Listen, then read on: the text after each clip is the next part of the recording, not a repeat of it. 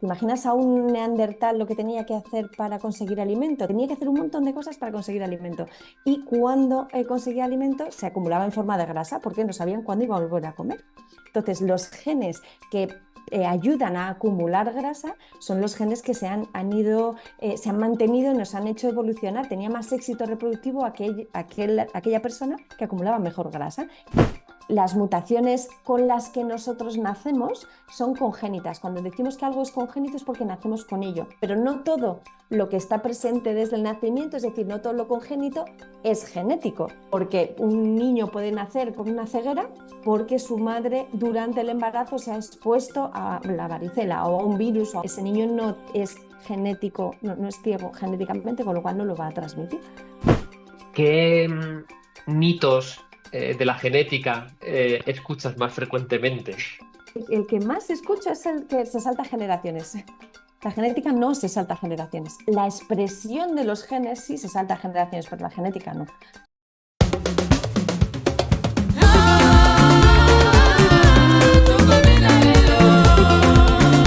Esto es Conexión Sapiens. Yo soy Pablo y aquí encontrarás charlas con referentes de la salud, el bienestar y el desarrollo personal. Historias con un toque evolutivo. Bienvenido.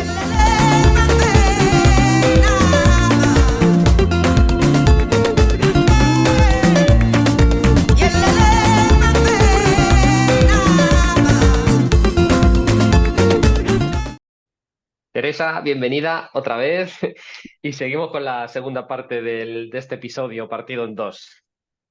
Muchas gracias, Pablo. La verdad es que es tan interesante que tenemos tantas cosas que contar que lo hemos dividido en dos y las que hagan falta. Así que estupendo. Bueno, en el episodio anterior, que recomiendo que la gente se escuche antes de seguir con este, terminamos hablando de las aplicaciones de la genética en farmacología, la farmagenética, ¿no? Farmacogenética, farmacogenética. Farmacogenética y oncogenética. Por seguir con distintas aplicaciones o distintas variantes, ¿no?, de la especialidad de genética, te voy a preguntar por la nutrigenética. Ya, o sea, llegamos el rizo para llegar hasta eso, la subespecialización lo más posible. La Sí. nutrigenética lo que hace es buscamos cuál es la causa de por qué los pacientes consiguen acumular grasa para poder darle las herramientas para que puedan controlarlo. O sea, no sé si has pensado alguna vez que como especie estamos aquí a día de hoy, pero los genes no varían tanto en el fondo, varía mucho más el ambiente que los genes que nosotros Mm. portamos. ¿Te imaginas a un neandertal lo que tenía que hacer para conseguir alimento? Tenía que perseguir al mamut, hacer muchísimo esfuerzo físico porque requería una cantidad de trabajo fisiológico tremendo. Luego tenía que llevárselo a la cueva, luego tenía que cortarlo, tenía que asar, o sea, tenía que hacer un montón de cosas para conseguir alimento. Y cuando conseguía alimento se acumulaba en forma de grasa porque no sabían cuándo iba a volver a comer.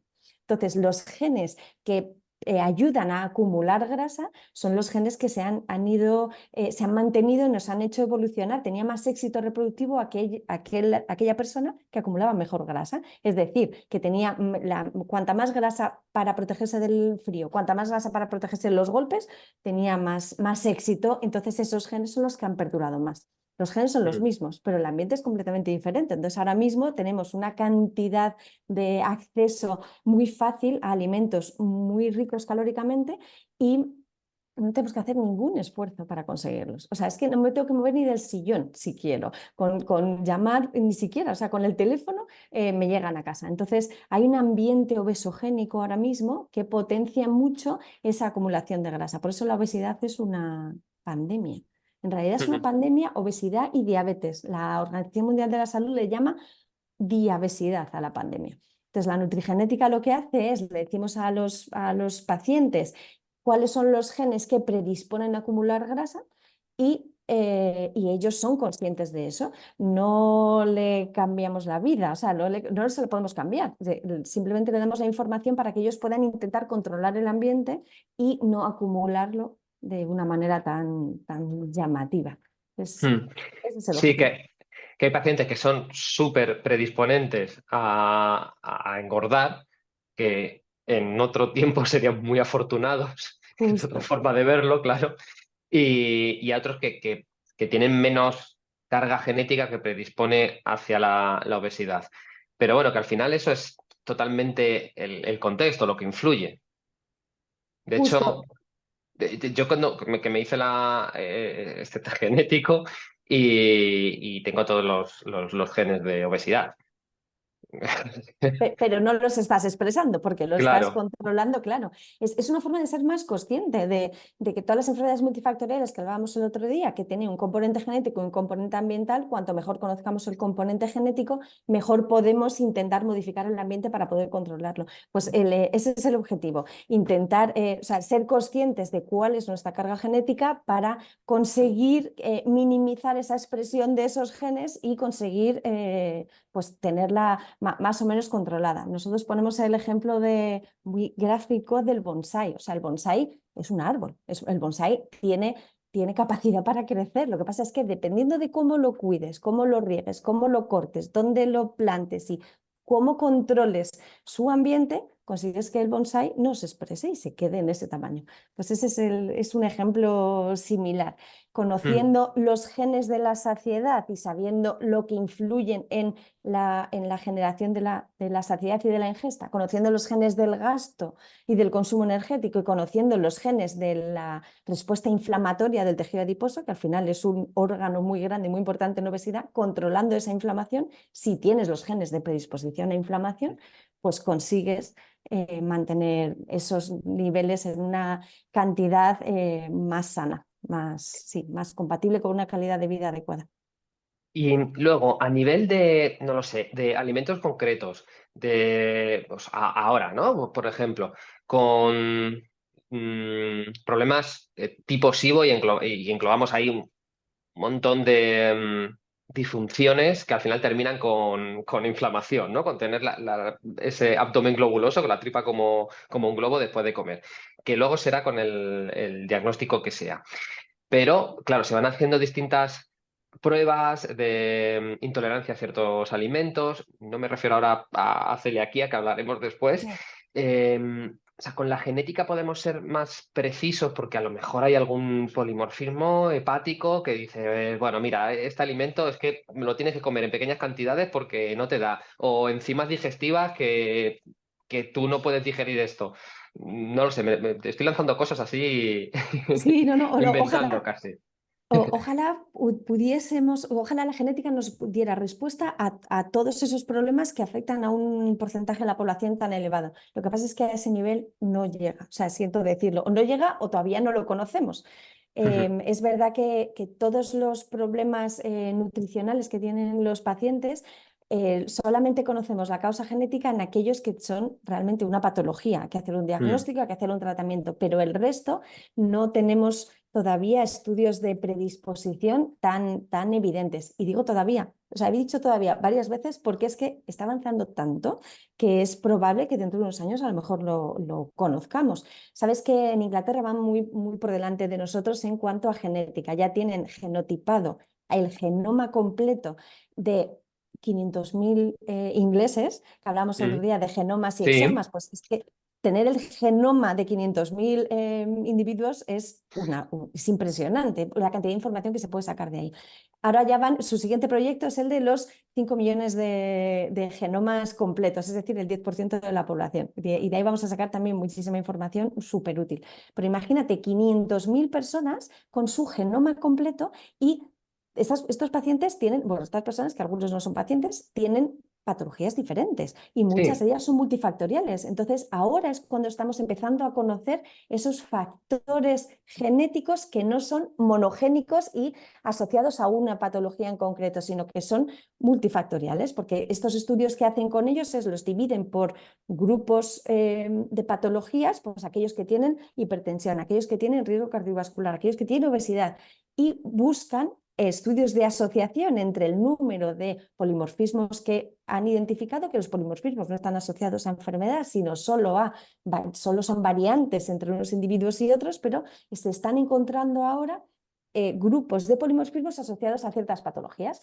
que le llamamos Polygenic Risk Score, es PRS. Para nosotros es el riesgo poligénico, que hasta ahora no podíamos conocer porque no se habían hecho estudios tan grandes. Entonces ahora Claro. ya se conoce el riesgo poligénico de cáncer de mama, solo de cáncer de mama. Fíjate cómo vamos avanzando, que es todavía tan nuevo, que solamente se conoce el de cáncer de mama, el de cáncer de colon todavía no. Pero sí se conoce y se lleva a la práctica de rutina. Nosotros lo hacemos en la consulta, el riesgo poligénico de cáncer de mama, el riesgo poligénico de cardiovascular, de riesgo cardiovascular y el riesgo poligénico de diabetes. Por ahora son los que están más veces demostrados y más validados y ya sí que se utilizan en la práctica de rutina. El siguiente será, bueno, lo lanzo así, a lo mejor no, a lo mejor es otro, pero el de obesidad puede ser otro, o el de... O sea, que está muy nuevo, es muy nuevo esa forma de abordar la información y esta cantidad de datos que se pueden obtener. O sea, que a lo mejor, si el año que viene hacemos otro podcast, te puedo decir si ya se conocen polimorfismos que predispongan a inflamación o algo así, porque ahora mismo, o sea, se conocen algunos en concretos, pero no es algo que se pueda ofrecer en la rutina del diagnóstico a los pacientes. Todavía estamos un poquito más. Sí, que evidentemente es otra de las disfunciones, patologías que es multifactorial, tremendamente multifactorial, además, estas Sí. digestivas en concreto, pero claro, no sabía si se podía detectar, si sabíamos ya algún polimorfismo que tenga más coincidencia con pacientes con estas características, pero bueno, se está en el camino. Está en el camino, sí. Lo que sí se está haciendo, o sí podemos observar, yo creo, es ciertos polimorfismos que a lo mejor mantienen más tiempo las hormonas de estrés en sangre, polimorfismos que complican a nivel estrogénico, que sobre todo lo notarían más sintomatología en mujeres, aunque en hombres también pueden dar problemas. Bueno, con estos, ¿cómo se puede trabajar? ¿Qué afecta? Yo sé que se conocen y sé que se han hecho estudios de asociación donde ya se han identificado algunos de los polimorfismos. Yo soy muy cauta en eso y yo creo que ahora mismo no se pueden aplicar en el día a día y sobre todo sacar conclusiones de acción o sea, recomendaciones clínicas a los pacientes que tengan esos Ujú, polimorfismos me parece todavía un poco precoz. Dar mm, recomendaciones.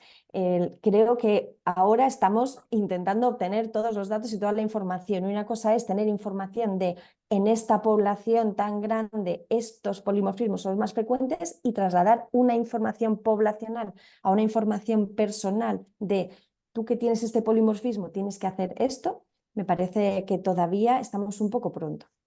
A ya. mí es mi opinión Sí, personal. sí, ¿no? Que se puede generar mucho entusiasmo porque se empiezan a conocer más cosas y dices, ay, se me abre otra vía de tratamiento o de prevención o de precaución, no lo sé, Sí. pero falta información todavía. Todavía sí, sí. Hmm. Que tendría, claro, con el tema evolutivo que me entusiasma, tendría mucha lógica que hubiera personas que pudieran mantener más tiempo el nivel de activación de estrés o de búsqueda o de, sí, en definitiva, de actividad, ¿no? Porque serían más explorador o el que toma más riesgos o no lo sé, el que puede resolver en ese nivel y personas pues un poco más conservadoras, ¿no? Que a nivel de genética esos polimorfismos quizá a nivel de especie nos hubiera beneficiado. Son teorías que luego pueden tener consecuencias a nivel de salud en este contexto, pero Claro, bueno, justo. sí que Seguro que puede nos ser han muy temprano. beneficiado. Mm, Seguro que nos han beneficiado, ¿eh? A lo mejor el que mm, estaba más predispuesto a lanzarse a buscar y al más explorador, a lo mejor ese es el que fallecía antes y por eso sus genes no perduraban y no nos encontramos ahora tan frecuentes mm. también. O sea, pero seguro que todos los genes tienen que ver en la evolución. Vamos, eso está clarísimo. Hay una mutación genética que hace que los pacientes no duerman. O sea, hay un porcentaje muy pequeño de la población que duerme 4 o 5 horas al día y es suficiente. Y eso es porque tienen una mutación genética que les ha predispuesto a eso. O sea, que Mm. realmente o sea, Sí, ha ocurrido. cuando lees de evolución y lo que van relacionándolo con genética, esa variedad parece que es la que nos ha permitido sobrevivir o triunfar, ¿no? De esta forma, Sí, como especie, ¿no? El que duerme menos, que quizá puede vigilar más por la noche, con otros que necesitan dormir más, el que puede ser más aventurero, con otro que es mucho más conservador. Y o sea, al final el tener en un grupo esa variedad de individuos es la que te va haciendo progresar. justo, Hmm. como especie, y por Como eso, especie. eso es. Sí, sí, por eso Co- somos tan variables. Luego, como individuo, pues claro, el que le toque una u otra, pues le sirve para un contexto, para otro. Y a nivel de deporte, ¿se está utilizando la genética? Se está, igual que en la nutrición, se está conociendo muchos polimorfismos. Hay polimorfismos asociados a el desarrollo de unos tipos de fibras frente a otros. Polimorfismos más asociados a que el deportista transporte mejor el Mm. oxígeno o que se recupere mejor después de un ejercicio intenso o que tenga menos lesiones. O sea, hay polimorfismos asociados a cada una de estas variables.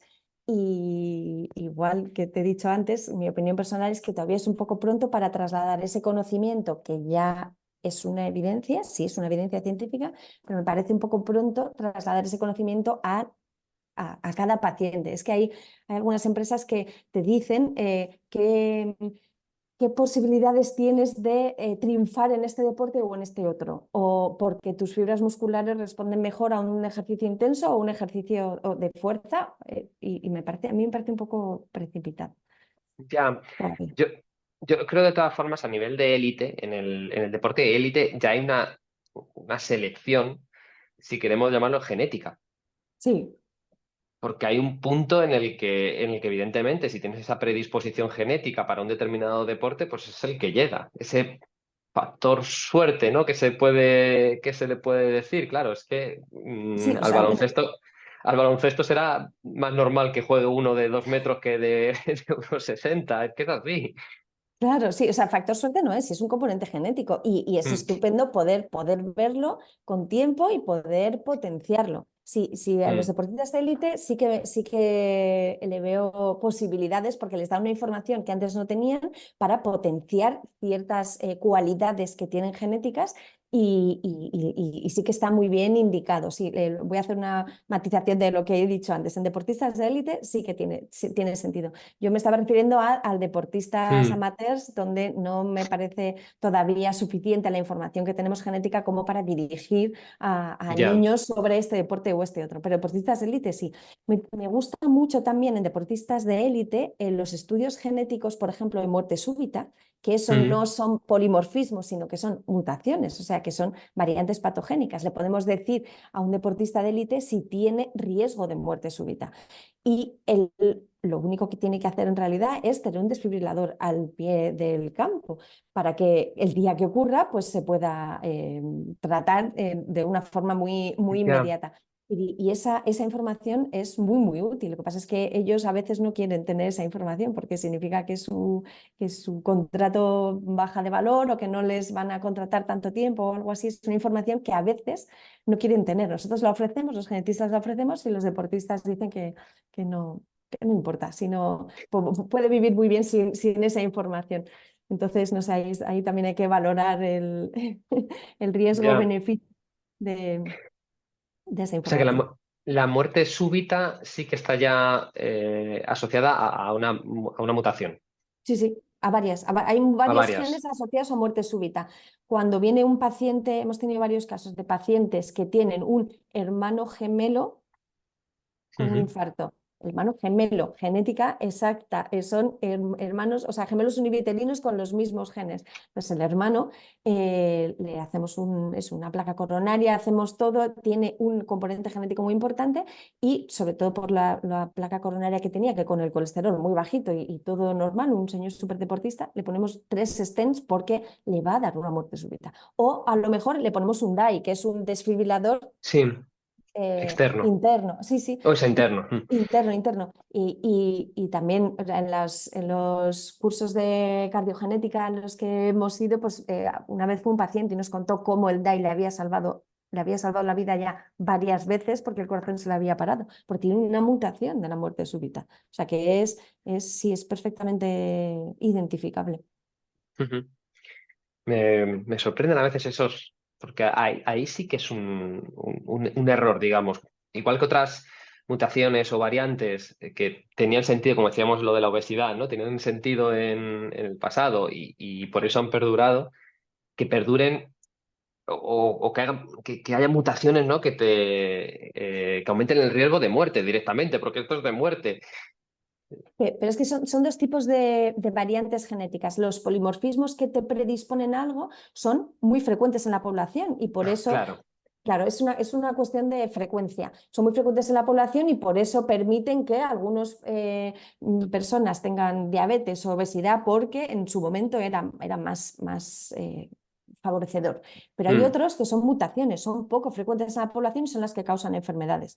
No son, de hecho, cuando nosotros vemos una variante, cuando secuenciamos el genoma de un paciente y vemos una variante que cambia respecto a lo normal, para poder decirles en la interpretación de esa variante si es patogénica o benigna o qué significa, una de las cosas que miramos es la frecuencia poblacional. Si esa variante es muy frecuente en la población, bueno, es un polimorfismo, te va a afectar poco a tu día a día. Pero si es poco frecuente en la población, es que es una mutación y probablemente sea patogénica y por eso no es frecuente, porque causa muerte, por ejemplo, causa patologías muy importantes. ¿Y la mutación sucede en vida, o sea, después del nacimiento, o es herencia? Normalmente, fíjate que dos cosas más interesantes has dicho. Las mutaciones que suceden en vida, es decir, que suceden en un tejido cuando la persona ya está formada, normalmente son mutaciones, bueno, voy a simplificar mucho, pero son mutaciones somáticas, ocurren en un tejido, pues una exposición a radiación o algo Sí. así, ocurre en un tejido. Esas no son heredables, esas no las hemos heredado y no las vamos a transmitir, esas han ocurrido en el tejido. Y solamente se identifican si coges una muestra del tejido donde están. ¿Vale? Es posible que hayamos heredado una mutación y que en el tejido se genere la segunda y eso genere un cáncer en ese tejido. Eso suele ser lo más habitual. Y las mutaciones con las que nosotros nacemos son congénitas. Cuando decimos que algo es congénito es porque nacemos con ello, porque aparece desde el nacimiento, está presente desde el nacimiento, pero no todo lo que está presente desde el nacimiento, es decir, no todo lo congénito es genético. Ya. Porque un niño puede nacer puede nacer con una ceguera porque su madre durante el embarazo se ha expuesto a la varicela o a un virus o a un toxoplasma o algo, pero no, ese niño no es genético, no es ciego genéticamente, con lo cual no lo va a transmitir. Entonces, no Ya. todo lo congénito es genético. Entonces, pues, yendo otra vez al caso de la muerte súbita, esa mutación puede ser congénita, pero que no ha sido heredado de Heredada. la madre Y o del eso se padre. llama de novo. Nosotros llamamos de Ya. novo, que es durante el proceso de embriogénesis, cuando el feto se está formando, ocurren muchísimas divisiones celulares, muchísimas. Con que haya un error en alguna de ellas, a partir de ese momento, todas las células que derivan de esa donde se ha producido el error y la mutación tienen esa variante. Eso significa que no lo ha heredado, sino que lo presenta a esa persona, la primera de esa familia, pero sí que lo puede transmitir. Esas mutaciones son de novo. Por eso en genética, en el laboratorio, nos gusta mucho analizar. Nos gusta, no, es que nos da muchísima información. Una vez que identificamos una variante en el paciente, confirmar si la tienen sus padres o no. Eso le llamamos estudios de segregación. Necesitamos saber si la tienen sus padres o no, también para saber el significado. Imagínate un niño con unas patologías, unos síntomas muy, muy difusos, encontramos una variante que también la tiene su padre, que es sano, pues mira, esta variante no es de novo, no es la responsable de estos síntomas. Por eso hacemos exomas en trío, precisamente para saber cuáles son las variantes de novo que son las responsables de los síntomas del paciente. Sí, sí, sí, que es muy claro que si esta variante la tienen los padres y los padres no tienen esta enfermedad, el niño no puede tener esa enfermedad por esas variantes. A menos que, o sea, es muy claro y es muy, muy evidente, ¿verdad? Pero hay muchísimas excepciones en genética. Hay muchas enfermedades que no tienen una penetrancia completa, es decir, que el padre puede tener la genética, pero no presentar la variante, pero no puede tener la genética, pero no presentar la enfermedad, y el hijo sí. Hay enfermedades que tienen, está determinado, esta enfermedad tiene un 80% de penetrancia, por ejemplo. Hay algunos genes de cáncer que tienen una penetrancia variable, son de alta penetrancia o de baja penetrancia, o sea que no todos los que tienen los genes tienen la enfermedad, pero sí tienen los genes. Entonces no sería de novo en ese caso. Eso es la penetrancia, y también existe la variabilidad clínica. O sea, hay pacientes que un síndrome de Marfan, por ejemplo, cuando identificamos un paciente con síndrome de Marfan, solemos mirar a sus padres, que hasta ahora han pasado desapercibidos, porque la variabilidad clínica del síndrome de Marfan es muy, muy variable, nunca mejor dicho, muy variable intrafamiliar en la misma familia o interfamiliar. Es decir, no todos los pacientes que tienen síndrome de Marfan tienen los mismos síntomas. Entonces, muchas veces hemos diagnosticado a una madre con síndrome de Marfan ya adulta porque su hijo tiene un síndrome de Marfan de libro. Pero es que ella había pasado desapercibida porque solo tiene algunos de los síntomas y hay que ir a buscarlos. O sea que no todo, Pero, a veces no es de nuevo, sino que lo han heredado, lo que pasa es que en los padres no se manifestaba tanto. y en esos casos, ¿es el contexto el que al final decide si se manifiestan síntomas o no, o no tiene nada que ver? No, no tiene nada que ver. Los ejemplos que te he puesto son enfermedades genéticas donde la expresión de la enfermedad es solamente genética, no tiene nada que ver el contexto y el ambiente. Lo que pasa es que tienen una penetrancia incompleta o una expresividad variable. O sea que Mendel nos dio unas bases muy buenas, pero las excepciones en Ya, enfermedades genéticas son infinitas. Son con infinitas, y lo, estas variables son muy, muy interesantes a la hora de hacer un diagnóstico genético. con lo que hemos ido comentando de todas estas subespecialidades de la genética y algunas aplicaciones que se han ido nombrando, ¿cuáles dirías tú que serían aplicaciones que hoy ya se debería utilizar la genética prácticamente sí o sí? Es decir, tenemos la posibilidad y para este tipo de patologías yo creo que no se debería de pasar por alto que el contar con un genetista, contar con la genética.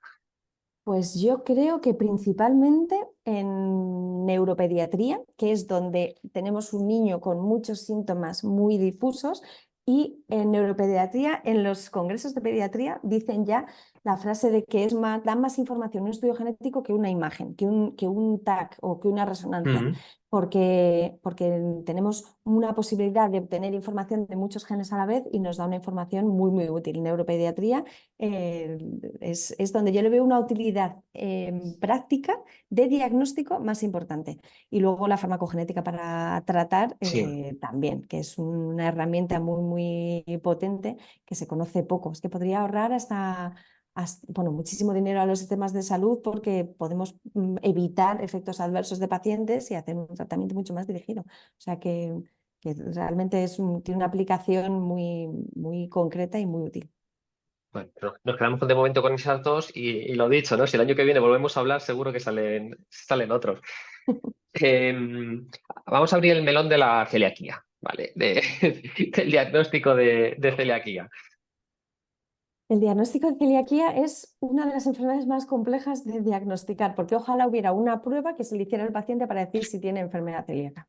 En realidad, solamente se sabe si un paciente tiene enfermedad celíaca hace falta varios datos. Hace falta Ujú. el estudio de anticuerpos, que no siempre salen positivos porque los pacientes a los que les sienta mal el gluten lo evitan, o las familias donde hay un familiar celíaco evitan el gluten, con lo cual realmente a veces salen negativos los anticuerpos porque sí. El, si tiene familiares celíacos o no, es decir, el estudio genético. El estudio genético, luego al final te cuento que el estudio genético en realidad es muy determinante, pero eso lo dejamos para la frase final. El estudio de los síntomas, tener síntomas que a veces son muy difusos y muy difíciles de identificar. Incluso un síntoma es responder bien a una dieta sin gluten. Eso es un síntoma de enfermedad celíaca. Y finalmente una biopsia bien hecha también. Lo que pasa es que solamente el médico necesita todos esos datos para poder hacer un buen diagnóstico. Lo curioso que tiene el estudio genético es que Lo bueno, la ventaja es que se hace solo una vez en la vida, no hace falta, no es otra biopsia que hay que hacer después ni nada, es muy objetivo. Además, no necesita estar haciendo una dieta sin gluten, no hace falta volver a introducir el gluten para hacer un estudio genético, sino como no tiene nada que ver con la dieta, pues se puede hacer en cualquier momento. Y si sale positivo, da una predisposición a padecer, a desarrollar enfermedad celíaca, pero es que la genética positiva compatible con la enfermedad celíaca la tiene un porcentaje de la población muy grande. Entonces, tener un resultado positivo no significa que vayas a ser celíaco, pero tener un resultado negativo sí significa que no vas a ser celíaco. Se puede descartar la enfermedad celíaca con una probabilidad muy grande. La literatura dice que con un 99% de probabilidad. Mi experiencia es que de 8.000 celíacos diagnosticados, solo 2 nos salieron que tenían genética positiva. Entonces, es una probabilidad, unos números un poco diferentes, pero con una genética negativa sí que se puede descartar. Aquí lo perfecto es, bueno, el modelo más clásico es el hermano pequeño de un paciente celíaco, que le hacemos el estudio genético porque se puede hacer desde el momento del nacimiento, que es una muestra muy sencilla, y si sale negativo, no hace falta hacerle estudios de seguimiento, cada 2 años unos análisis de anticuerpos, se le puede introducir el gluten en cualquier momento porque no va a desarrollar enfermedad celíaca, una preocupación menos que Sí. tienen los padres. De 8.000 celíacos, todos tuvieron genética O sí, negativa, genética negativa. negativa. Lo he Vale, dicho al vale. revés, perdona, sí. Sí. Sí que por estos casos se están estudiando otros posibles genes que predispongan. Sí, ahí en la Sociedad Española de Enfermedad Celíaca, en el grupo de genética e inmunología al que pertenecemos, hay un proyecto de investigación para analizar a estos celíacos que tienen genética negativa. Entonces, como son Ujú. muy poquitos, en realidad lo que hacemos entre todos es poner en contacto, poner en común los pacientes que tenemos que tienen diagnóstico celíaco y la genética negativa para estudiarles más genes. No, si en realidad la genética de la enfermedad celíaca es muy compleja, hay muchos genes que están asociados, es una enfermedad multifactorial, entonces todos los genes que estén asociados a diabetes, a hipotiroidismo, a psoriasis, o sea, todas las enfermedades autoinmunes, seguro que tienen algo que ver con la enfermedad celíaca. Lo que pasa es que el HLA es el que se utiliza en clínica y en rutina porque es el que ha demostrado que tiene una asociación por ahora suficiente para ser utilizado en este proceso de diagnóstico. Pero que hay algo más aparte de esos genes, por supuesto. Y eso es lo que se está buscando. Sí, sobre todo con Hashimoto, es decir, la autoinmunidad de tiroides está súper relacionado. De hecho, o sea, una persona que no se le ha diagnosticado celiaquía, pero ahí está con su tiroides rebelde, no estaría nada mal que se hiciera el estudio de celiaquía. Sí, sí, sí. Fíjate lo relacionado que está con todas las enfermedades autoinmunes que en Italia acaban de aprobar un proyecto en el que le hacen el tipaje a todos los niños según nacen de diabetes y de enfermedad celíaca, de los dos a la vez. Fíjate. Porque así pueden prevenir los dos o identificarlos de forma precoz para poder ponerle un tratamiento cuanto De antes. diabetes, pues claro, es que la diabetes tipo 1 también, la autoinmune. Sí, Sí, eso sí, yo diabetes tipo 1. creo que son esas tres las que más relación tienen: celiaquía, diabetes tipo 1, es decir, la autoinmune, y Hashimoto, Sí. tiroides. Luego, evidentemente, todas las autoinmunidades al final se dan la mano, pero esas tres Sí. es como están en el foco. Decías al principio lo de los anticuerpos, que al final es en sangre, se puede sacar con una analítica.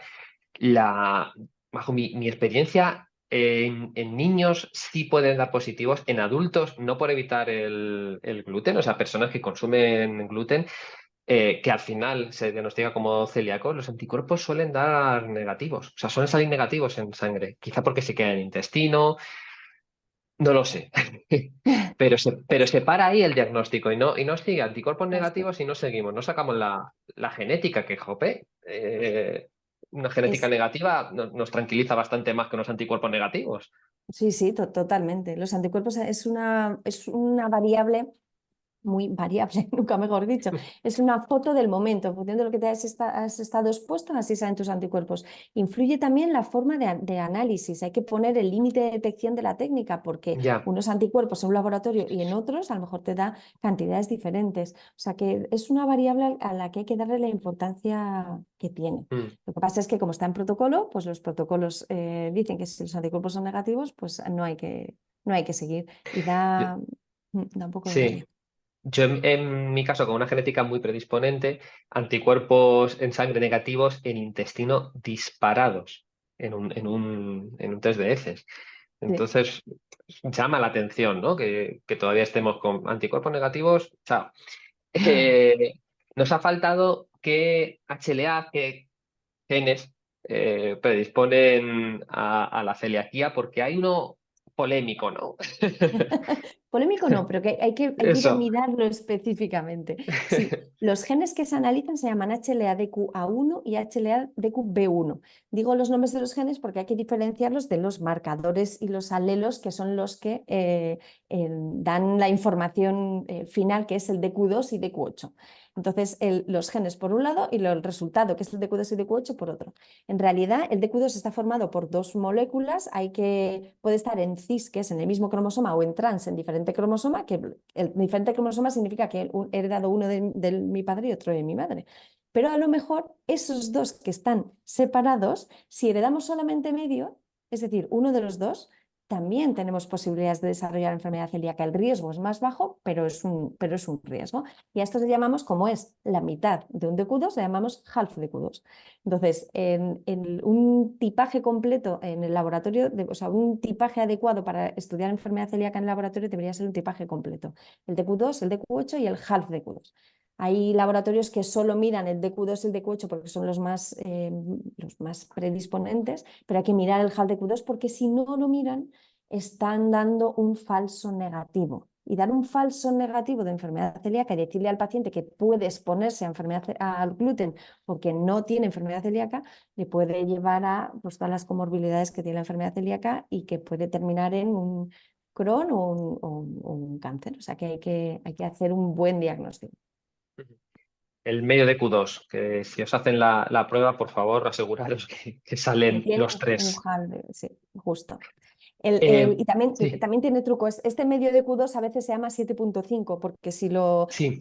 Y entonces, que pregunten, ¿no? ¿El medio de Q2 o el 7.5? Que se analizan el 7.5. Así también empezamos a meter el concepto de no solo de Q2 de Q8, sino 7.5 también. Sin tener ni idea del tema, es difícil no leer el resultado, porque evidentemente al final te van a decir, pues, ¿eres predisponente o no? Me refiero a leer eso, ¿no? El 7.5, el Harold de Q2, que si HLA, que no me sé luego los genes, ¿no? Que si B, DQA1, DQB1, por eso. A1 Por eso he o dicho los nombres, B1. porque es que eso aparece en el informe. El DQA1 asterisco y luego los números, el DQB1 asterisco y los números. Como además es un haplotipo, tenemos que analizar los dos, el DQA1 de un cromosoma, el DQA1 del otro cromosoma, el DQB1 de un cromosoma, el DQB1 de otro cromosoma, es decir, hay 4 resultados y es la combinación de esos 4 resultados lo que te da o DQ2 o DQ8 o half DQ2 o DQ7.5. Entonces es difícil. Una cosa es el resultado del informe. Luego los informes deberían tener una interpretación de ese resultado, es decir, es que a veces los informes ponen solo DQA1 0502, DQB1 0301 y no pone la interpretación. La interpretación es este paciente tiene DQ2.5. Y después debería haber la conclusión, ¿vale? Resultado, interpretación y conclusión. Conclusión es un riesgo elevado a desarrollar enfermedad celíaca o se descarta la enfermedad celíaca. Y a veces falta esas 3 cosas y ponen solo la primera y se creen que todos sabemos interpretarlo, pero debería haber las 3. De hecho, desde la Sociedad Española de Enfermedad Celíaca hicimos una publicación con las recomendaciones que tiene que haber para hacer un buen informe de genética de enfermedad celíaca. Y ahora la Sociedad Española de Enfermedad Celíaca avala a los laboratorios que hacen bien los informes y le mandan el informe y pueden poner su sello de avalado por esta sociedad porque lo Bueno. hacemos bien. Está muy bien.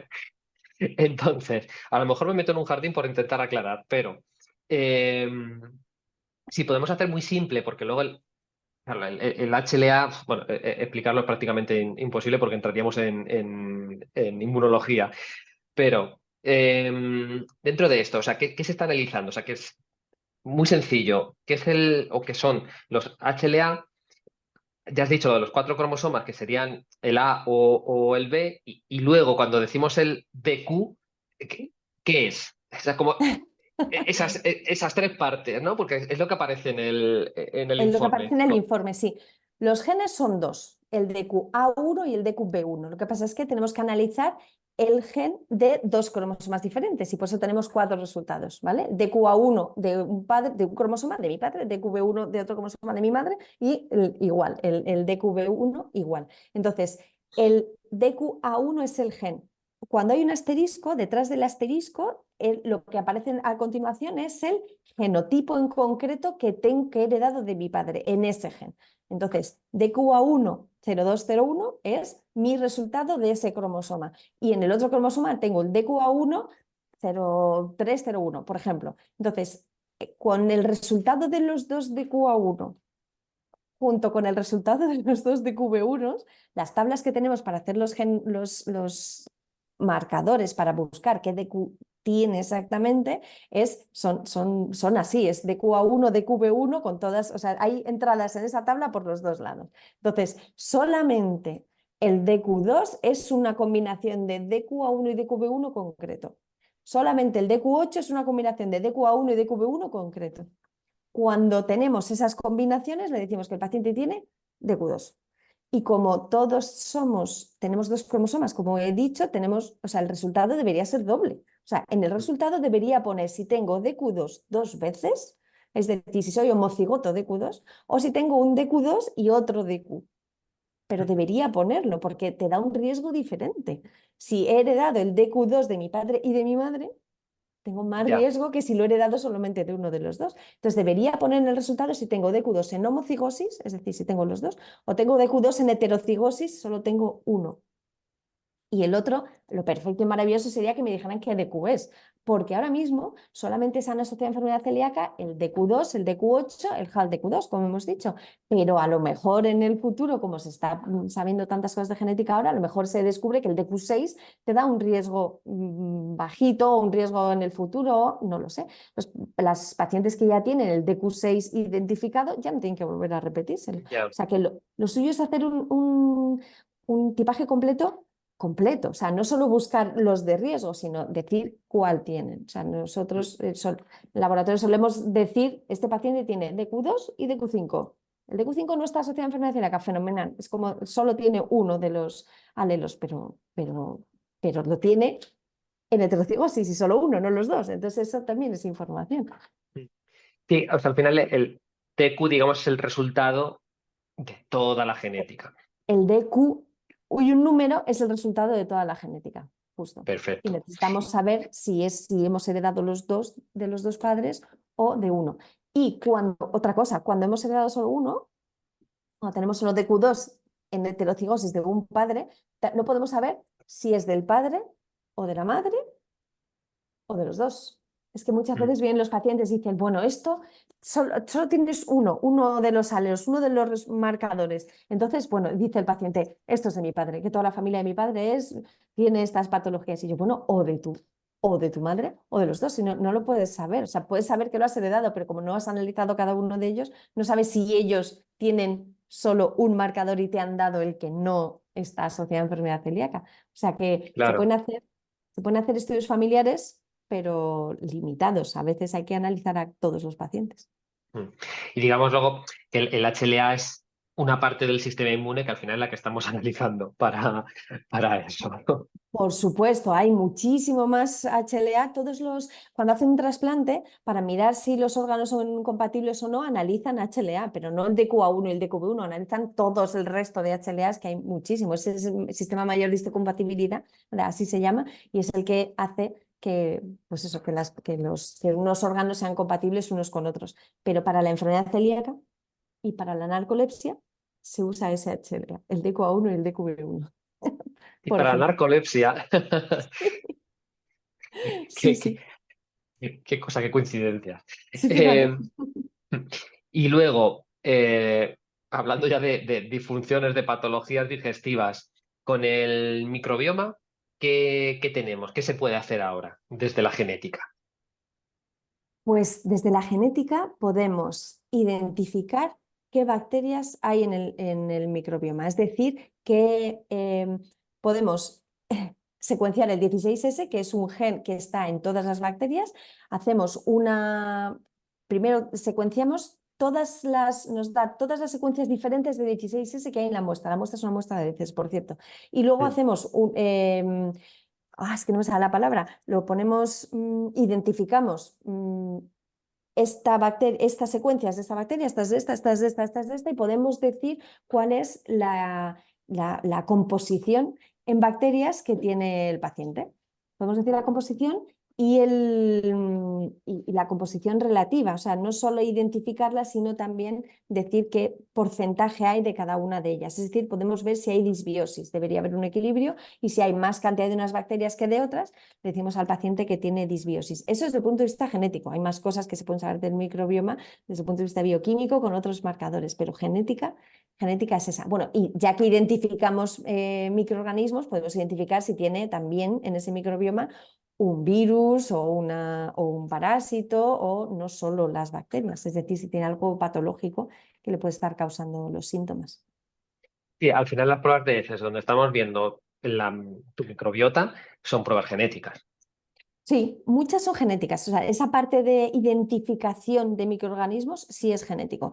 Pero hay otras que son bioquímicas, ¿eh? O sea, identificar qué cantidad de zonulina, calprotectina, esas son bioquímicas solamente. Lo que pasa es que se ofrecen en conjunto porque el médico le da una visión completa, tenerlo todo junto. Pero la parte genética es la de identificación de microorganismos. ¿Sabes que es una forma muy adecuada de identificar microorganismos, porque no puedes ir a mirarlos uno a uno, porque hay tal cantidad y la variedad es tan inmensa Sí. que lo que hay que hacer es, o sea, desde el punto de vista genético y de diseño del experimento, es súper bonito, porque se identifica un gen que comparten todas las bacterias porque es funcional y porque la necesitan para vivir y para reproducirse, pero además es diferente en los diferentes géneros bacterianos. Entonces nos permite, por un lado, obtener todas las bacterias, todas de golpe, porque imagínate tener que ir a buscarlas una a una, que hay miles, y además nos permite diferenciarlas, con lo cual es que desde el punto de vista de diseño del experimento es una pasada. Sí, porque claro, al final lo que haces es detectar un gen. O sea, Sí. vas a por ese gen y luego ya cuando tienes todos, dices, vale, ¿cómo varía, ¿no? Ese Justo. gen y así vas sabiendo a qué bacteria pertenece. Justo, los alineas todos, que no me salía antes la palabra, los alineas, los pones todos seguiditos, y entonces este se diferencia solamente en esta posición, entonces es de esta bacteria. Este se diferencia en esta y esta, es de esta otra bacteria. Y como los tienes todos, también puedes ver la composición relativa de ellos, con lo cual este es más prevalente, este hay más cantidad de este género y de este hay menos. Y después de ponerle un tratamiento o ponerle probióticos o hacerle lo que el paciente creas que necesite, se puede repetir el estudio un año después para ver si esa proporción ha variado y si es más saludable. Sí, y luego con esto lo mismo, ¿no? Que cuando salió pensábamos que ya está, ya iba a tener cura todas las enfermedades relacionadas, no solo con digestivos, sino prácticamente con todo el cuerpo, porque tiene relación, ¿no? con el resto del organismo. Y luego se está viendo que, bueno, cada persona tiene su microbiota, que algunas con microbiota muy parecida, unas presentan enfermedad y otras no. Entonces, bueno, pues a seguir investigando. Ese es la principal inconveniente, que en ciencia, cuando hacemos un análisis en laboratorio, tenemos un dato y lo comparamos siempre con la normalidad, para poder decirle al paciente si se sale o no, pues si tiene demasiado hierro o demasiado poco y tiene anemia. O sea, es una cosa muy, muy concreta. A veces cambia en la escala de la normalidad, o cambia en función de las poblaciones o en función de las edades, pero hay una escala. Pero es que aquí en microbiota no, porque ¿qué es lo normal? Es que Claro. aquí el problema, y las personas que no creen en la microbiota, y tienen razón, porque es que no puedo no darles la razón, que es que no existe una escala de normal. Y es verdad. Entonces, lo que sabemos es que este paciente en este momento tiene esta composición. Pero eso, a lo mejor lo que decías tú, en este paciente no es patológico y en otro paciente sí. Entonces, lo que hacemos en los informes es poner, esta es la composición de este paciente. Lo normal en una población similar sería esto, pero no significa que el paciente que está fuera de la escala sea patológico. Solo te estoy diciendo que se sale, o sea, que tiene este resultado. O sea, que eso lo tiene que interpretar un médico o un nutricionista que sabe mucho y que conoce al paciente mucho y entonces sabe asociar esos datos con los síntomas. Pero los detractores de la microbiota, eso es lo que dicen y realmente tienen razón. Es que no existe todavía la escala de normalidad. Sí, nada, hay que analizarlo pues, con el contexto, con síntomas, con otras pruebas y bueno, casi con experiencia empírica. Justo, sí, sí, sí, totalmente. Es experiencia empírica. Por otro lado, lo que sabemos ahora mismo, aunque sea empírico, no le está haciendo daño al paciente. Entonces, No. si tenemos también una información muy útil, ¿cómo no va a ayudarle? Aunque no Mm. sea, aunque dentro de un tiempo descubramos más cosas, pues, perfecto, si todo es válido. El principio de la medicina es no dañar al paciente y lo que hacemos con la información limitada que tenemos no daña al paciente. Entonces, pues bueno, pero hay que ser conscientes de que es limitado y Sí, reconocerlo, es limitado, sí. sí, y bueno, ser consciente de eso, de que es limitado de momento, pero que se abre un mundo de posibilidades y desde luego hay que seguir investigando por ahí Sí. y probando en ese sentido porque no daña lo que se está haciendo. O sea, al final administrar unas cepas concretas de probióticos en el que ya se ha visto que tiene beneficios, ya está, es que no daña. Sí, Entonces, justo. bueno, avanzamos y nos vamos a la PCR, a la prueba de la PCR, que todo el mundo ha escuchado, pero ¿qué es? La PCR, hacer esta pregunta sin un papel y un boli es todo un reto. La PCR es la reacción en cadena de la polimerasa. Es lo que hacemos cuando hacemos una PCR es duplicar un fragmento de ADN muchísimas veces. El otro día veíamos que el ADN lo sacamos de la célula y lo estiramos y mide 3.200 millones de nucleótidos uno tras otro, pero todos los genes están en una dosis. Es decir, no puedo identificar bien un gen porque el de al lado también tiene una copia y una copia y una copia y una copia. Lo que quiero es que este que yo necesito analizar tenga millones de copias. Entonces, lo que se hace en el laboratorio es utilizar los mismos mecanismos de replicación, es decir, cuando las células se dividen dentro del organismo, se tienen que hacer una copia del ADN para poder luego dividirse en dos células hijas. Pues ese mecanismo de copiar ADN lo llevamos a un tubo Eppendorf y metemos la enzima, que es la que lee y va copiando. Metemos los nucleótidos, los ladrillos, que son los que fabrican el ADN copia. Metemos los cebadores, que son los que limitan, es de aquí a aquí, copia de aquí a aquí, no copies más, porque es este fragmento que está entre medias lo que necesito copiar. Pues eso, que es lo que ocurre en la célula normalmente, lo metemos en un tubo y lo repetimos en el laboratorio y se trata de subir y bajar temperaturas. Eso es un juego de 3 temperaturas. El primer paso es desnaturalización a 95 grados para que la doble hélice se separe y se abra y se separen las dos, porque si no están separadas no puedo leer una. O sea, es básico. Entonces, primero subo la temperatura para que se separen. Luego, bajo la temperatura para que se peguen los cebadores para que me limiten de que voy a copiar de aquí a aquí. Tercero, subo un poquito más la temperatura para que la enzima ve ese cebador y empiece a copiar, empieza a copiar. Y así, esos 3 pasos se vuelven a repetir. Vuelvo a subir la temperatura y así se vuelven a separar. Ya tengo 4 moldes, ya no tengo 2, ya tengo 4. Entonces, así cada copia, cada ciclo de esas 3 temperaturas, cada ciclo duplica la cantidad de ADN, con lo cual lo repito 40 ciclos y es primero 2, luego 4, luego 8, 16, 32, es 2 elevado a 40, me da 1.000 millones de veces mi fragmento copiado. Entonces al final tengo en un tubito muy pequeñito mi fragmento de este fragmento de ADN 1.000 millones de veces copiado. Ahora ya sí que lo puedo analizar y sí que lo puedo ver y hacerle más experimentos. La PCR también es una técnica básica, ¿eh? O sea, es la primera. Luego, a continuación, hay que hacerle más cosas a ese fragmento de ADN copiado, amplificado, para poder verlo. Pero la PCR es la básica, la primera. ¿Cómo pasamos de eso a detectar un virus con la PCR? Primero necesitamos copiar ese fragmento del virus. Hemos elegido la región del virus que nos lo identifica. No hemos elegido una región del virus que sea igual a todos los virus, ¿eh? Hemos elegido para copiar la región del virus que sea característica de ese virus y de ninguno más. ¿Vale? Entonces, lo primero es copiar ese fragmento muchísimas veces para poder analizarlo y poder verlo en el laboratorio y poder hacerle más cosas.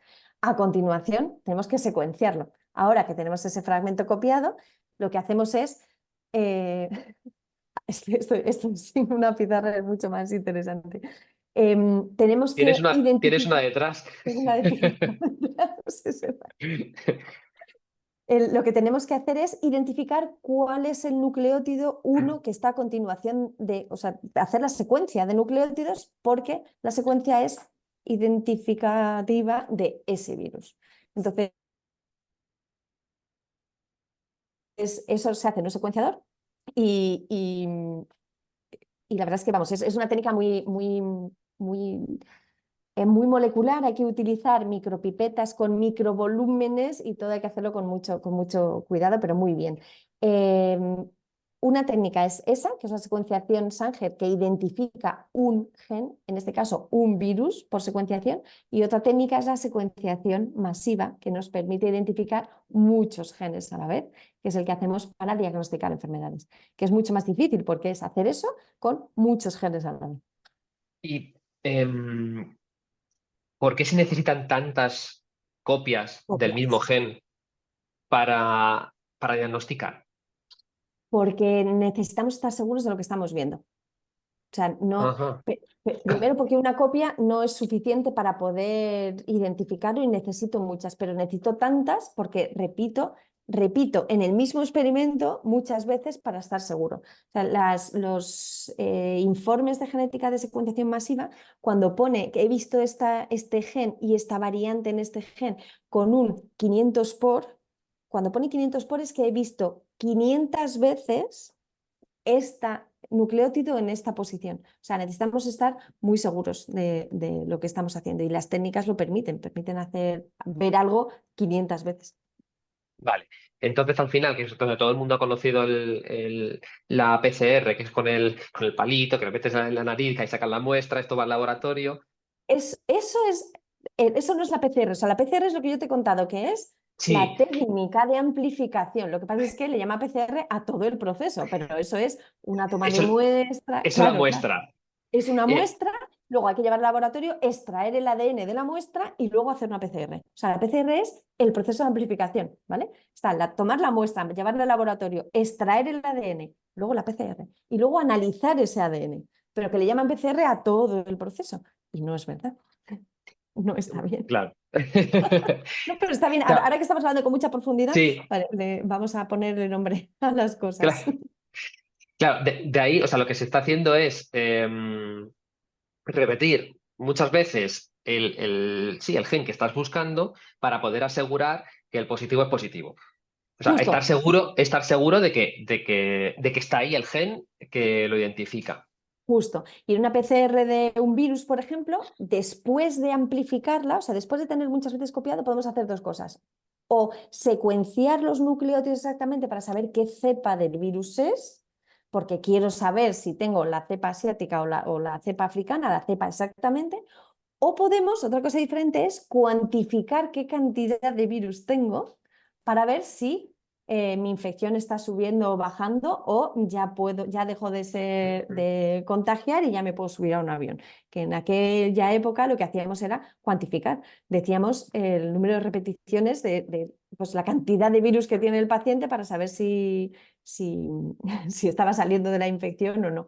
Eso se hace con una técnica de real-time PCR, es decir, se cuantifica. Podemos decir qué cantidad de virus tenemos porque le ponemos uno de los cebadores tiene un color, tiene un fluorocromo y cada vez que se va fabricando nos va dando una señal. Entonces nos van dando una señal en esos ciclos de 40 veces repetidos, los ciclos, las temperaturas que te he dicho, pues cada vez la señal es más grande, es más grande, es más grande. Entonces vamos viendo a tiempo real, pues se llama tiempo real, qué cantidad de virus se está fabricando.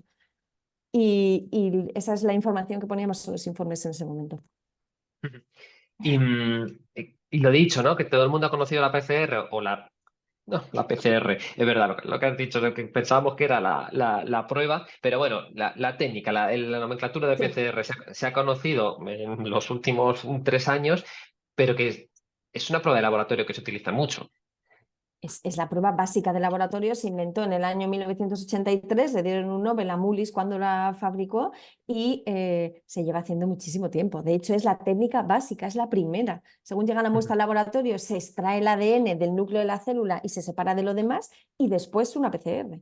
Y después ya podemos hacerle muchas pruebas, una hibridación, una secuenciación, o sea, muchas cosas. Pero una PCR, la PCR es lo básico.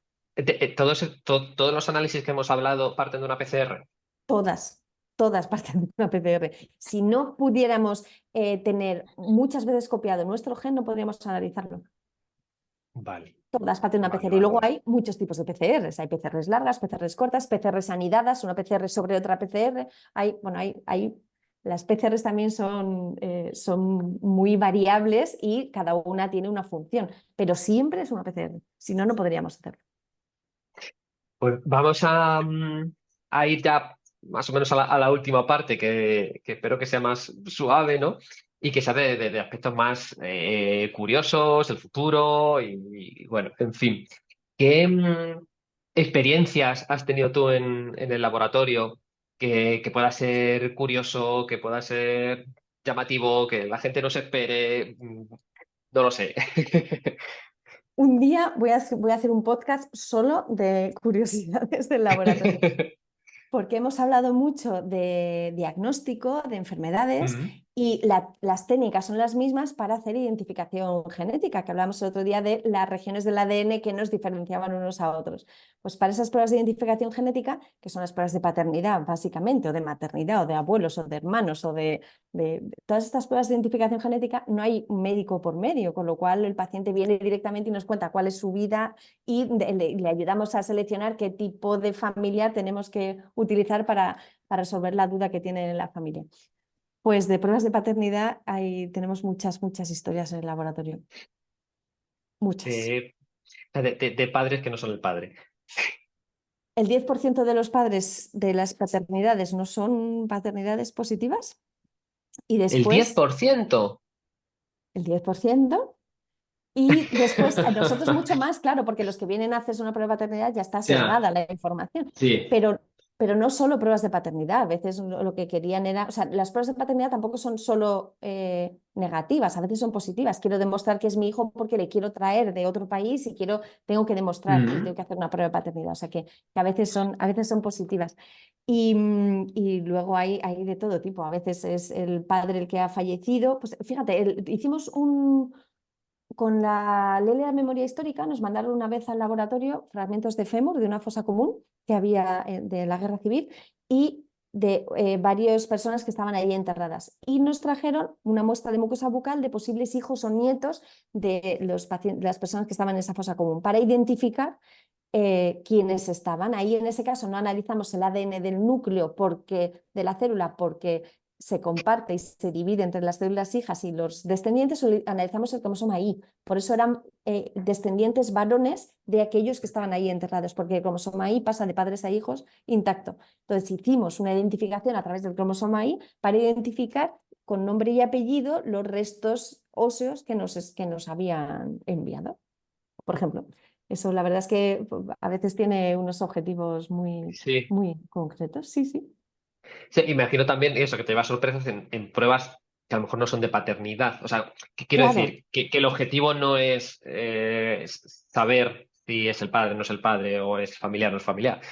claro, por eso a veces se utiliza la misma, o sea, la técnica es la misma. El ADN, pero la muestra nos llega, aislamos el ADN, hacemos una PCR, luego buscamos marcadores, pero el objetivo puede ser diferente. Pues una vez fue eso,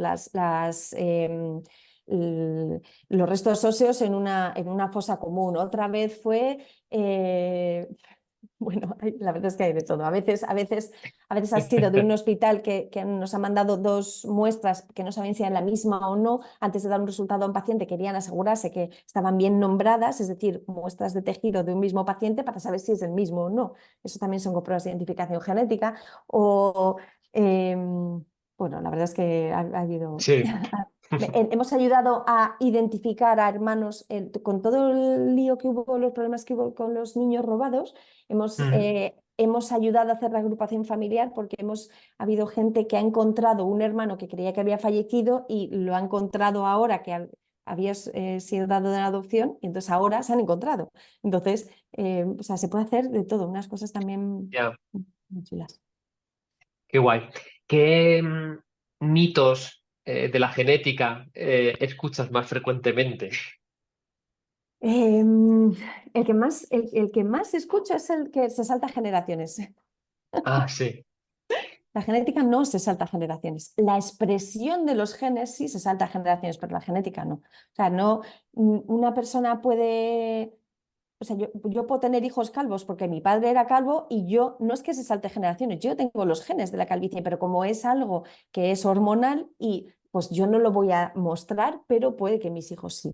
Entonces, la ya, genética no se salta generaciones.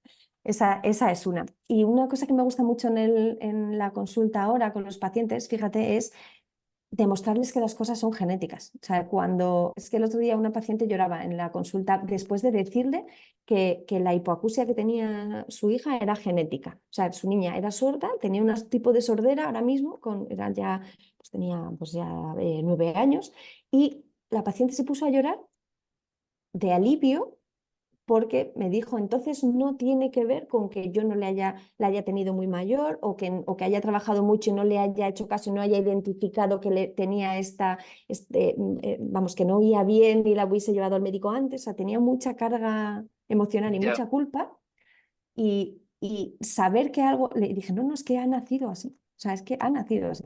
Eso también, vamos, me gusta mucho esa parte Sí, de sí. mi trabajo ahora, sí. Eso al final alivia. Sí, Mm. sí. Y otra cosa que quería yo preguntarte, que por el tema de las compañías que ofrecen los test genéticos, tipo el de 23andMe, Ancestry, yo creo que puedo decir los nombres porque como ni me paga nadie ni, ni nada, pues podemos ser claros. Pero el caso que al final estas compañías te ofrecen, ¿no? Leerte tu genética y te dan los resultados a un precio bastante asequible. Opinión, Opinión. precauciones. Opinión libre, totalmente libre. No, a mí yo tampoco tengo nada que ver con ellas. Yo he dirigido un laboratorio y sé lo que cuestan las cosas en el laboratorio. mm, Y las compañías que ofrecen un estudio genético por debajo de coste, porque es demasiado barato, para la información que se obtiene y lo que hay que invertir para obtener esa información en el laboratorio es demasiado barato. Es decir, casi lo están regalando. Y cuando algo es gratis, el, el objetivo eres tú. O sea, las empresas que venden estas pruebas genéticas tan baratas, lo que quieren son los datos del paciente. O sea, le dan una información que no estoy hablando de que no sea una información de calidad ni que no esté bien hecho, ¿eh? Probablemente está bien hecho. Podemos hablar ya de si la información es lúdica o no y si los ancestros realmente es un dato clínico interesante o útil, que no lo es. Pero bueno, por lo menos lo que hacen es un reclamo para que el paciente dé su información genética si leerse muy bien sí, pues el consentimiento informado y qué van a hacer con los datos. Yo creo que lo que hacen, o sea, lo que quieren son los datos del paciente. A mm, cambio, le dan una información que, bueno, la parte lúdica, eso de genética recreativa, que es de los ancestros, pues es algo totalmente lúdico, que no va a ningún sitio clínico. Y la parte clínica, lo que más me preocupa es que además le dan unos datos clínicos o de predisposición de glaucoma o predisposición de cosas sin ningún asesoramiento genético. O sea, ya, los datos deberían ser bien interpretados. Normalmente habría que hacer un estudio, un asesoramiento pre-test y un asesoramiento después. En el asesoramiento antes de la prueba genética se puede averiguar muchas cosas, incluso que puede que no sea necesario hacer una prueba genética. Con la historia familiar que tiene el paciente y con toda la información que aporta en esa consulta de asesoramiento genético, a veces se concluye que no es necesario hacerse una prueba genética. O sea que realmente es una información muy valiosa. Pero si el paciente va a hacerse la prueba directamente y le da una información muy iba a decir peligrosa, pero en el fondo es una información que es para el paciente, para sus padres, para sus hermanos y para sus hijos. Afecta a todo el mundo. Sin ningún filtro y sin ninguna explicación, pues a mí eso me parece muy peligroso. Porque a veces dan una información, o sea, el que la sabe interpretar, sí, pero el que no la sabe interpretar, que le digan que tiene un polimorfismo asociado a algo, lo puede identificar como una mutación y que no voy a pasar de los 30 años y ¿para qué voy a seguir estudiando? Por ejemplo, lo he simplificado mucho, pero es que puede pasar si no se explican bien las cosas. O sea, en la consulta de asesoramiento genético explicamos los informes genéticos, a veces tiene que venir el paciente varias veces porque la primera vez no lo entiende y luego lo repasa, lo cuenta, lo asimila y vuelve otra vez a que le contemos más cosas porque necesita más explicación. O sea, es que la genética es complicada. Pues dar ese informe sin ningún asesoramiento me parece muy peligroso. Ya, y Además de que utilizan los datos de los eso, pacientes. ¿no? Al final yo creo que lo más peligroso de todo puede ser el tema de los datos. De hecho, hace poco salió que en una de ellas se habían filtrado datos. Bueno, salía a la luz. Lo de filtrar datos, no sé si fue tan accidente. Claro, no, lo que pueden hacer básicamente muchas veces es vender los datos. O sea, esos Claro, datos son muy valiosos y además tienen más datos de la persona que ha rellenado un cuestionario, pues esos datos son muy valiosos. Es que lo que es valioso hoy en día es el dato. El claro. dato. Sí, saben, Entonces, saben, regalar ese dato, bueno, no regalarlo, encima, o sea, no lo regalas, pagas, es más, pagas un poco para que una compañía así tenga esos datos. Que no estoy hablando de todas las compañías, hablo de las que son las que ofrecen estos estudios tan sumamente baratos, que no es posible obtener esa información a ese precio. bueno, pues queda dicho y luego cada uno, ¿no? Pues Que se que haga lea lo que muy bien el quiera, claro. consentimiento informado, por favor. Ya. Oye, tú a nivel personal, ¿has cambiado algo? ¿Has cambiado hábitos? ¿Has cambiado tu visión o tu forma de vida según ibas aprendiendo más sobre genética? Sí, es muy buena pregunta. Sí, a mí soy mucho más consciente de lo valiosa que es la vida y lo valioso que es un niño que nace, porque es tan fácil que algo se tuerza en el proceso o sea, valoro muchísimo que es un milagro absoluto la vida. Me parece espectacular. Y porque el 50% de los embarazos no llegan a término, porque hay algo que por el camino se tuerce. Lo que pasa es que no nos damos cuenta porque a veces ocurre tan al principio que ni siquiera se dan cuenta, pero es una realidad. Y, y también sobre el determinismo. Yo creo que la información, he aprendido que está muy bien conocer, yo creo que la información siempre te da poder para luego tú hacer una cosa o elegir lo que haces con ella.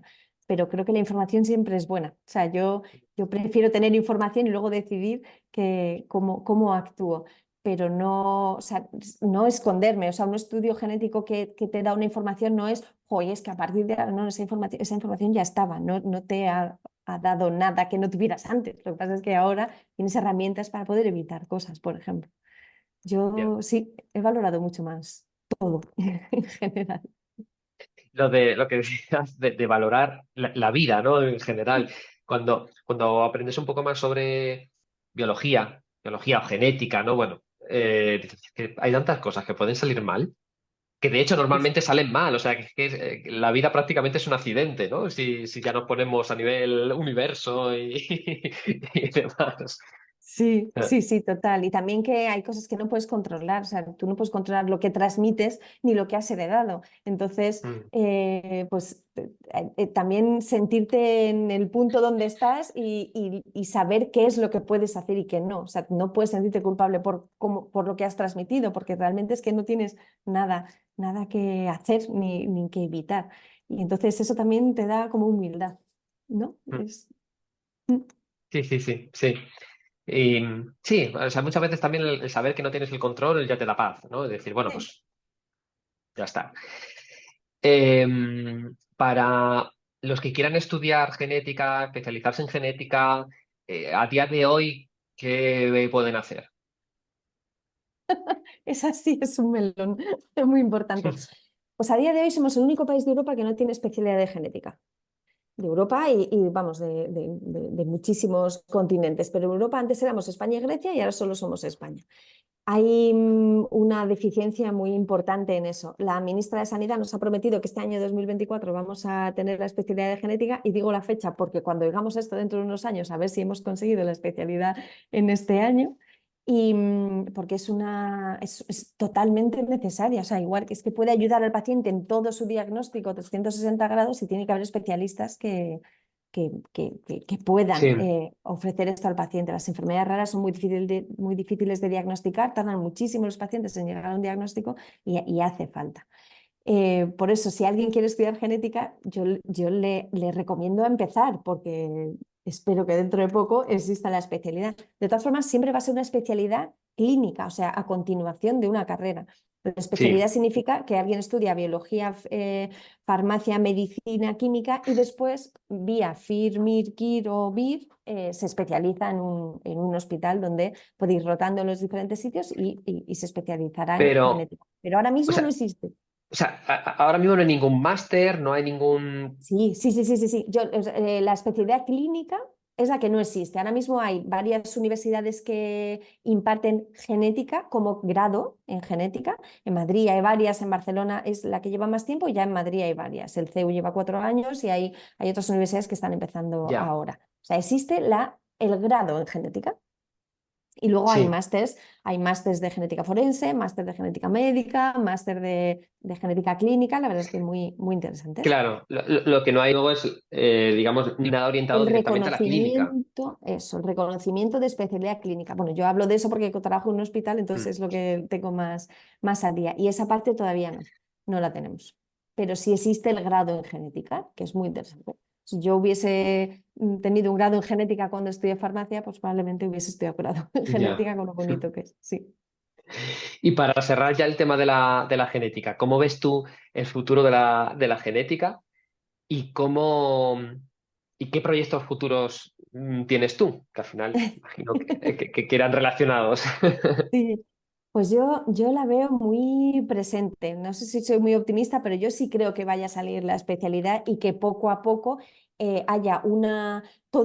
es que cuando exista la especialidad, todo el mundo va a saber que puede ir a un hospital a pedir cita con un genetista, y que vamos a ayudar a diagnosticar a muchos pacientes con enfermedades raras que ahora mismo no tienen posibilidades, y vamos a, no solo diagnóstico, también tratamiento, vamos a ayudar a mejorar el tratamiento farmacológico de muchas patologías con datos genéticos. Yo soy perfectamente consciente de que eso va a ocurrir. Soy muy positiva y eso va a ocurrir. Y precisamente es lo que yo quiero hacer en mi proyecto en la clínica. Yo quiero poner en marcha la farmacogenética en la clínica, para que todos los especialistas que necesiten una aproximación genética para o mejorar la eficacia de un tratamiento o evitar los efectos adversos de un tratamiento, poder darle explicación a los síntomas que tiene el paciente con este tratamiento, tengan esa herramienta disponible. Y además me gustaría mucho hacer cribado genómico, que es el cribado de los niños al nacer, la prueba del talón que les hacen, pues eso, pero con datos genéticos, para poder prevenir más enfermedades con más información.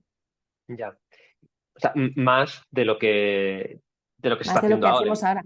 Claro, ahora son Claro, 37 enfermedades solo, pero podemos saber muchísimas más.